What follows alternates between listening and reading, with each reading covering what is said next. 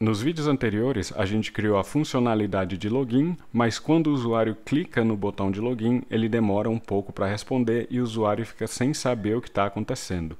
Nesse vídeo, a gente vai criar um componente de carregamento que vai trancar a tela enquanto uma ação mais demorada é executada. Não esqueça de se inscrever no canal para poder acompanhar o desenvolvimento dessa aplicação web de controle de gastos utilizando React com TypeScript.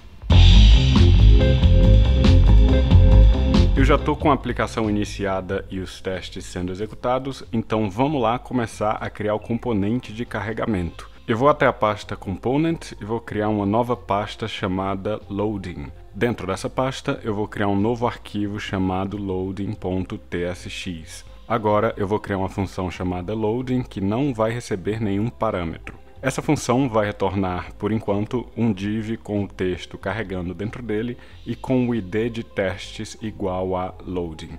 Bem simples. Por fim, eu vou exportar por default a função loading.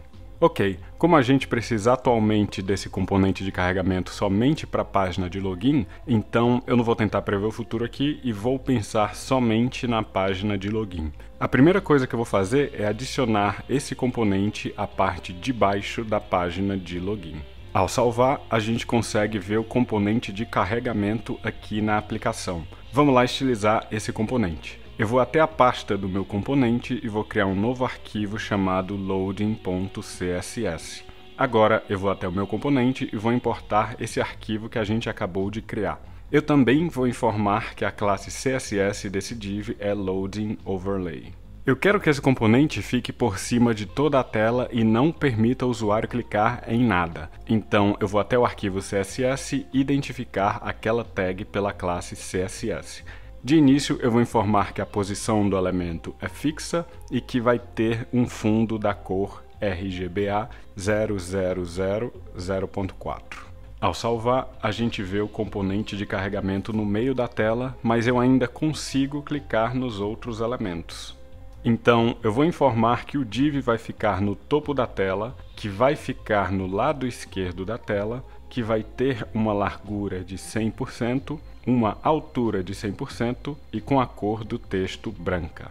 Agora vamos fazer esse texto aqui ficar no meio da tela. Para isso, eu só preciso adicionar ao div a classe CSS Centralize que a gente já criou em algum vídeo anterior. Ao salvar, o texto está no meio da tela e eu não consigo clicar mais em nada.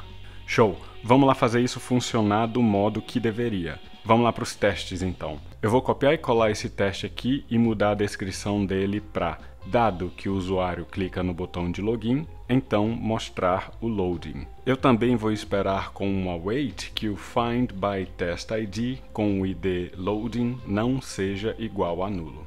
Ao salvar, o meu teste passa. É claro que ele está passando, já que eu estou esperando que o componente de loading esteja sendo mostrado, coisa que ele sempre está atualmente. Calma, que a gente vai resolver esse problema com os próximos testes. Eu vou copiar e colar esse teste e mudar a descrição dele para, dado que o usuário clica no botão de login, quando sucesso, então esconder loading. Agora, ao invés de esperar que o componente de loading não seja nulo, eu vou esperar que ele seja nulo. Ao salvar, o nosso teste obviamente falha. Vamos lá fazer ele passar. Para isso, eu vou até a página de login. O que eu posso fazer aqui é somente mostrar esse componente quando um atributo chamado showLoading seja igual a true. Ou seja, eu preciso saber o estado do meu componente e mostrar ou esconder o componente de carregamento quando necessário.